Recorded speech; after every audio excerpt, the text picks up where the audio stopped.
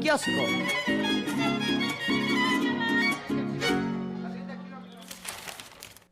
Le entramos al kiosco porque sí, se está consignando en los titulares de radio, televisión, en la prensa escrita, el tema del sarampión.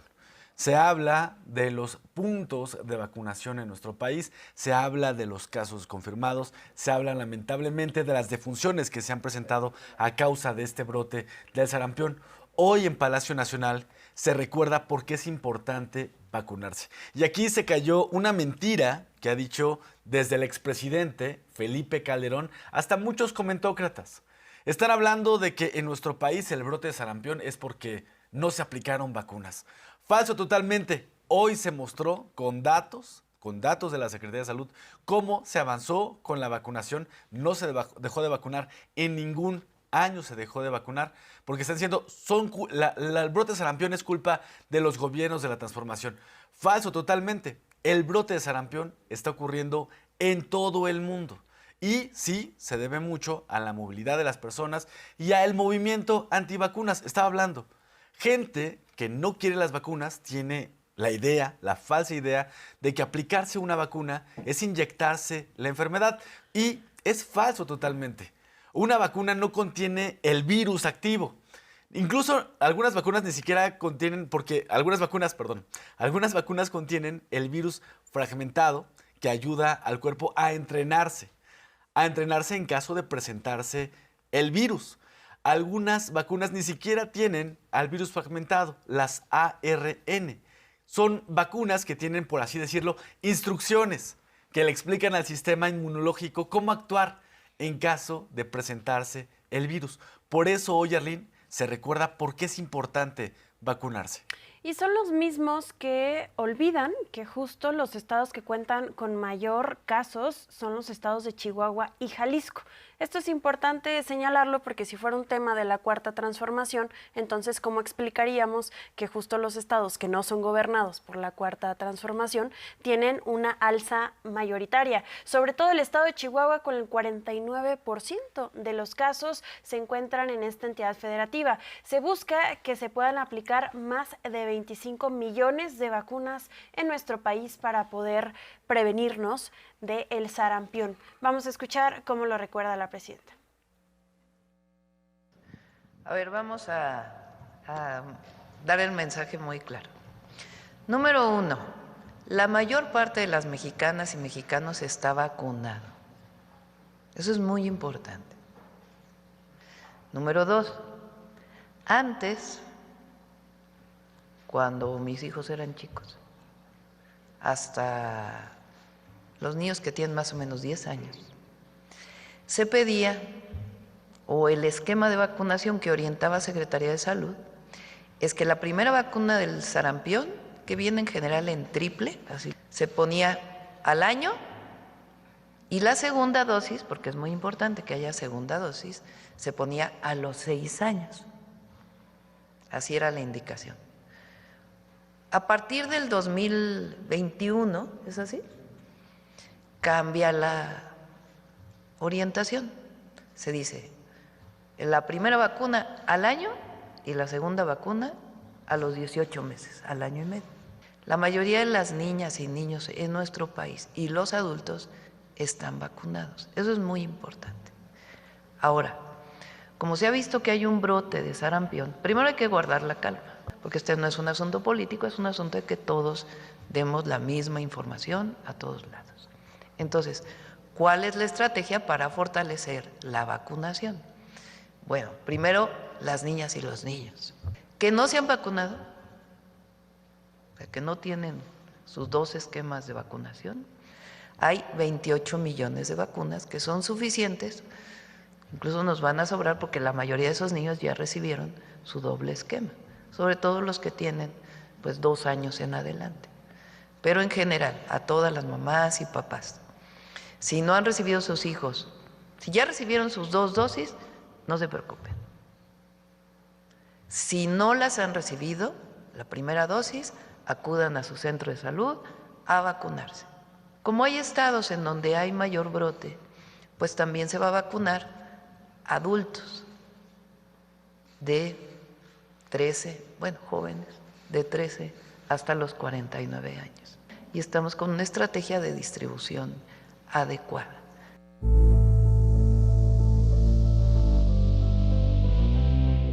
Ante la incertidumbre de la población por los múltiples casos de sarampión en el país, el Gabinete de Salud presentó la Estrategia Nacional contra el Sarampión. Desde el primer brote de sarampión ocurrido a principios de febrero del 2025 en el estado de Chihuahua, comenzó la campaña de vacunación y rastreo de las entidades con mayor número de casos. La situación nacional marca a 7 entidades federativas con el 85% de los casos de sarampión, siendo Jalisco, Colima, Chiapas, Sinaloa, Nayarit, Tabasco y Ciudad de México los principales. Ante ello, la estrategia para controlar los brotes será la vacunación. Actualmente se cuenta con 28 millones de dosis de vacunas disponibles. Esta campaña tiene como objetivo atender a las infancias entre 6 meses y 12 años, al ser el grupo más vulnerable contra la enfermedad. Es importante subrayar que si los niños de este grupo no han recibido la vacuna o han pasado 6 meses desde la primera dosis, se podrá aplicar la vacuna a partir del próximo 16 de febrero en uno de los más de 21,000 centros de salud. En cuanto a las entidades prioritarias, a partir del 23 de febrero se podrá aplicar la vacunación en los centros y módulos de sus respectivas regiones para las personas entre 13 a 49 años. Para ello, la Secretaría de Salud habilitó la plataforma dondemevacuno.salud.gov.mx, donde se podrá consultar los 21,000 puntos de vacunación contra el sarampión que están disponibles, o bien llamar al 079 en la línea de información para vacunas. La plataforma solo requiere que pongas el tipo de vacuna que se necesita, la entidad en la que se habita, el municipio y el grupo de edad. Ante los brotes de sarampión, se hace un llamado a toda la población a vacunarse y en especial a los grupos vulnerables como los adultos mayores y las infancias. Cuide su salud, Mañanera 360. Y asimismo, usted podrá ubicar los centros de vacunación a lo largo y ancho del país de una forma fácil, y es consultando la página que podrá encontrar aquí en pantalla, que es dondemevacuno.salud.gov.mx. Ahí se podrá encontrar el punto más cercano. También cabe resaltar, usted puede asistir a cualquier centro de IMSS Bienestar, incluso aunque no sea derechohabiente de IMSS ISSSTE, y también habrá espacio de vacunación en las centrales de autobuses y aeropuertos. Esto buscando que haya una alza de personas que decidan vacunarse, y algo que toma solo unos minutitos puede cambiar la vida de sus niñas, de sus niños, hasta de usted mismo. Y sobre esto, Miguel, yo quiero resaltar el tema internacional, porque se ha llevado en los medios de comunicación que no informan que está siendo un problema de la administración pasada. Sin embargo, la propia Organización Mundial de la Salud ha hablado de que esto se vuelve una epidemia, es una alerta a nivel mundial, sobre todo en América del Norte, lo cual significaría que es Canadá, Estados Unidos y México. Y aquí habría que hacernos la pregunta, ¿cuáles serán las acciones de los demás gobiernos, sobre todo el de Estados Unidos, donde abiertamente su secretario de Salud es antivacunas? Y esto tiene una afectación directa en la frontera de nuestro país, pues si bien Chihuahua, por ejemplo, es frontera con Estados Unidos, está teniendo un alza, el hecho de que haya un gobierno que no es a favor de las vacunas pone en riesgo también la situación de las y los migrantes o de las personas que pasan la frontera todos los días para trabajo u otras necesidades básicas. El primer caso con este brote de sarampión que tuvimos en nuestro país, en Chihuahua, llegó importado de Estados Unidos. El brote surgió en Estados Unidos, no en nuestro país. Por ello, importante, muy importante, vacunar a los pequeños para frenar este brote, para evitar más muertes, para proteger a los pequeños. Si su niño no tiene vacuna contra el sarampión, importantísimo llevarlo a vacunar. Priorícelo entre sus actividades, llevar a vacunar a los menores de edad hasta los 13 años, muy importante. Pero también hay vacunas para personas de entre 13 y 49 años en los centros de salud, en las clínicas del IMSS, del ISSSTE, del IMSS Bienestar. En la Ciudad de México, como en Monterrey y Guadalajara, también han intensificado sus campañas de vacunación. Hay puntos de vacunación en espacios públicos como en mercados, centrales de autobuses, lugares de transporte público. Por favor, ubique uno. Ahí tenía usted la página para ubicar el módulo. Hoy la presidenta destacó que se tienen 28 millones de vacunas para aplicarse a toda la población. Vamos a ver. En este momento hay 28 millones de vacunas. Van a llegar más vacunas. Entonces, ¿a quién estamos dando prioridad? Pues a niñas y niños. Normalmente, ¿cuántas vacunas se compraban históricamente? Desde hace muchísimos años. 6 millones de vacunas. Cuando se presenta el brote en Chihuahua, se compran más vacunas. En este momento hay 28 y se van a adquirir más vacunas. Por eso ahorita en este momento es la prioridad a los de 6 meses a 12 años y ahí en estos estados donde hay mayor presencia, pues ya para los adultos. Y después ya vamos a dar indicaciones para para otras edades. Pero pues es mucho más importante en este momento para niñas y niños. Hay un sector de la población de los 11 a los 40 años que tienen menos anticuerpos. Entonces, lo que se sugiere, de acuerdo a los artículos científicos, es que es muy probable que esa población no haya recibido la segunda dosis. Pues primero hay que proteger a los más vulnerables, a los niños y a las niñas. Entonces, por eso es de los 6 meses a los 12 años, quien no haya recibido su doble vacunación, que vaya a vacunarse. Si ya recibieron la primera hace 6 meses o más, que vuelva a recibir la segunda o que regrese a su segunda dosis. Y primero pues son los niños. En particular en algunos estados donde hay mayor brote, pues ya sea la población justamente de esta edad. Y el objetivo pues es ampliar todavía más la capacidad de vacunación y que ya no solo sea el 83%, sino que lleguemos al 95%, al 100% si se puede, para que pues ya no se presente esta circunstancia. Y el día de hoy el secretario de Salud, David Kersenovich, reportó que de los 9.074 casos existen 28 casos de muerte confirmados. Señala que 21 provienen de la entidad federativa de Chihuahua. Menciona la importancia y la atención que están teniendo las personas que se encuentran en alguna situación de riesgo frente al sarampión. Vamos a escucharlo. Actualmente tenemos 28 casos confirmados. Hay un caso más que será el 29 en caso de que se confirme que fue por sarampión. Y es importante también mencionar que 21 de los casos ocurrieron al principio de la pandemia, de los casos que ocurrieron en Chihuahua, fundamentalmente en la gente que no se había vacunado. Hemos tenido después de eso 7 o 8 casos más. Llegaron a haber en México en el brote de sarampión más de 5,000 fallecimientos durante el brote anterior y además más de 80,000 casos. La situación ahora con la vacunación a los 12 y 18 meses es diferente y el número de casos que han fallecido es muchísimo menor. Entre las preguntas para el secretario de Salud, David Kersenovich, hubo pues varias dudas que están circulando en redes sociales, así como la cicatriz en el brazo, de que si yo tengo cicatriz estoy vacunado. No, porque es la BCG contra la tuberculosis. No es que tengas una cicatriz de vacuna en el brazo, no es que estés protegido contra el sarampión.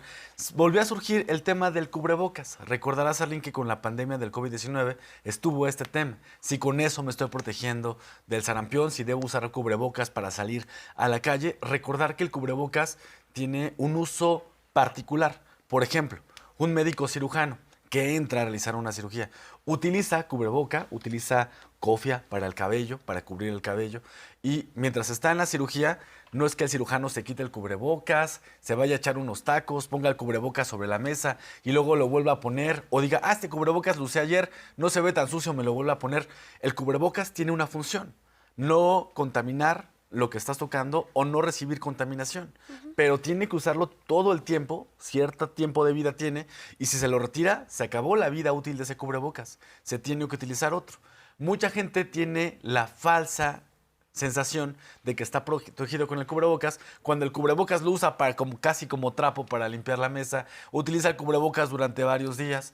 Bueno, puede servir el cubrebocas si usted en su casa tiene un familiar que tiene sarampión, Pero ojo, el cubrebocas tiene que utilizarse con la seriedad que requiere el cubrebocas. No es que me pongo cubrebocas, ay, se me antojaron unos tacos, me echo unos tacos y el cubrebocas aquí como de corbata o de bufanda y luego me lo vuelvo a poner. No, el cubrebocas tiene sentido. Si usted tiene un caso de sarampión en casa, valdría la pena quizás ocuparlo, pero con la seriedad que requiere. Así es, Miguel, y además menciona que el cubrebocas específicamente es necesario en caso de enfermedades respiratorias. En el caso del sarampión, si bien puede ayudar incluso a que las personas se puedan sentir más seguras, la mejor manera de prevenirlo es la vacuna. El día de hoy así lo aclaran. Es muy importante dejar en claro que el uso de cubrebocas sirve para cualquier enfermedad que es respiratoria. O sea, cuando alguien, y lo hemos ido aprendiendo después del COVID, pero es muy importante que esa medida per se no va a controlar el brote de sarampión. Sí contribuye a disminuir la posibilidad de contagio, pero pues tenemos mucha gente que tiene un cuadro gripal más que la que va a desarrollar sarampión, que no va a desarrollar sarampión. Entonces, aquel que tiene un cuadro gripal y quiere usar su cubrebocas, que lo use, no existe ningún inconveniente, o que lo use en su contacto familiar. ¿Cuándo lo recomendamos en caso de sarampión específicamente?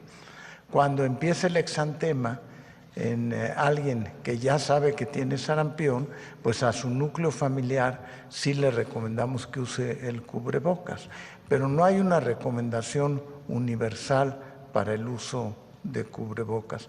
Y por eso es insistir, lo que sí es necesario es vacunarse. Ahí está, el cubrebocas no garantiza que no te enfermes, lo que ayuda a, si en caso de contraer el virus, a tener una enfermedad grave, es vacunarse. Por ello, importante vacunarse. Lo que sí ayuda a no contraer enfermedades, por ejemplo, es lavarse las manos constantemente. Eso sí ayuda a evitar enfermedades. Bueno, hoy tocó miércoles el detector de mentiras. Hablando de falsedades, hoy se vinieron abajo las mentiras que estuvieron circulando los últimos días en medios de comunicación y en redes sociales. Vamos a ver.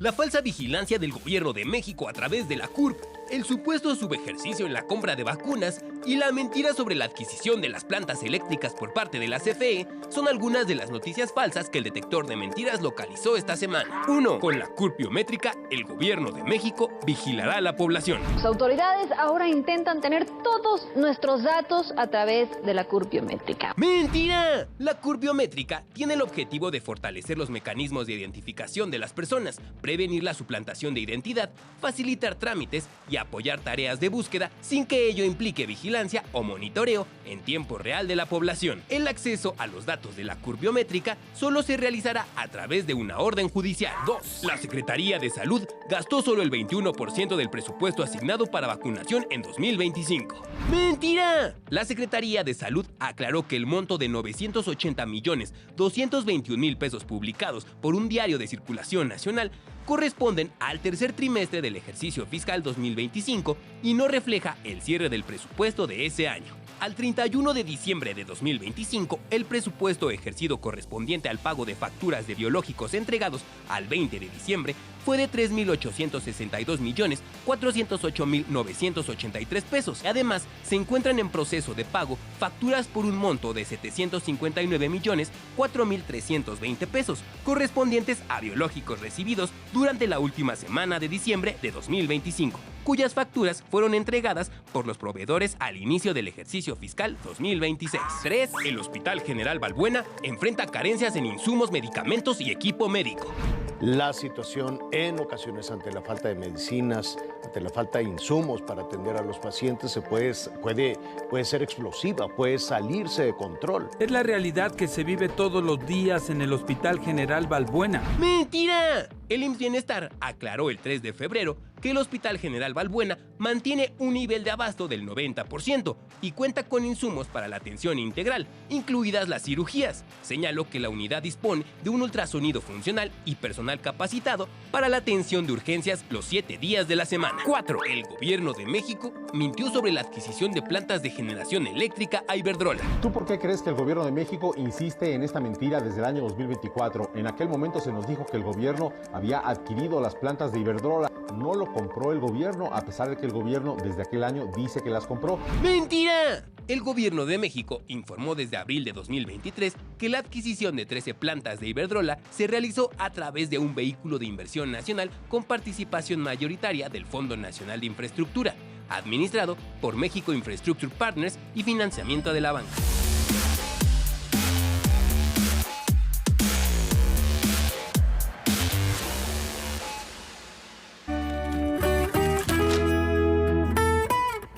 El plato fuerte.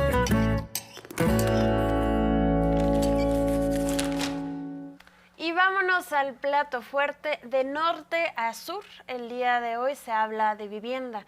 Estuvo presente la vivienda en Sonora y Quintana Roo, esto debido a la entrega de casas que han sido parte del gobierno de la presidenta Claudia Sheinbaum con una meta de 1 millón de casas durante su sexenio. El día de hoy estuvo el gobernador de Sonora y la titular de Sedatu. Se entregan 48 viviendas en el estado de Sonora y destacan el aumento de cifras en metas, pues es importante señalar que durante muchas décadas existió un rezago fundamental en un derecho que ahora pues cobra vida y se vuelve una prioridad para la población mexicana, el acceso a la vivienda digna y el acceso a la vivienda donde todas y todos puedan tener un techo para estar, Miguel. Fíjate que se habla mucho de la gentrificación, que entre otras cosas se debe a que no hubo la construcción de vivienda popular y que solo los privados construían viviendas y ellos imponían precios porque eran bastante elevados y la gente con recursos podría comprar una vivienda y ponerla en renta. Se habla de la gentrificación, pero también se está olvidando un tema que pasó por no construir vivienda popular. Surgieron grupos de asociaciones civiles, grupos de personas que pues invadían predios, invadían casas abandonadas, se adueñaban de lugares, invadían zonas verdes por la falta de vivienda digna. Bueno, eso sucedió. Hoy en Quintana Roo la gobernadora destacó, ahora los trabajadores saben que sí es posible adquirir una vivienda digna. Vamos a ver el detalle.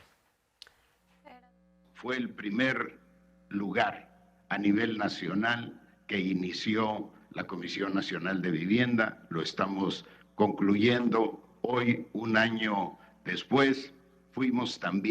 Hemos sido el primer estado que ha entregado toda la tierra requerida para cumplir con el programa de vivienda en el estado y gracias a ello el acceso a la vivienda se convierte en un derecho en la entidad.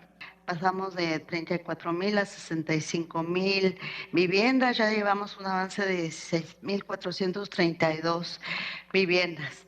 También en el tema de escrituración, la meta a través del Instituto Nacional de Suelo Sustentable es de 30,000.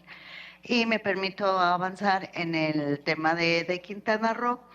Respecto a la meta original de 18,000 viviendas, el Infonavit, sobre todo, ya ajustó esta meta y se va a alcanzar a 75,000, así como 20,000 escrituraciones. En ambos estados, si sumamos la inversión, estamos hablando de más de 66,000 millones de pesos. Entonces, el día de hoy entregamos 48 viviendas por parte de CUNAVI y por parte de Infonavit en Quintana Roo. Más de 31,000 viviendas ya se están construyendo y como ven, muchas de ellas ya se están entregando. Estos son hogares que son una realidad. Nos encontramos en el fraccionamiento Infonavit Paraíso Maya, donde estamos construyendo 5,000 viviendas. Le informo que en este desarrollo 512 derechohabientes ya adquirieron su casa. En esta ocasión vamos a entregar las llaves de sus hogares a 80 familias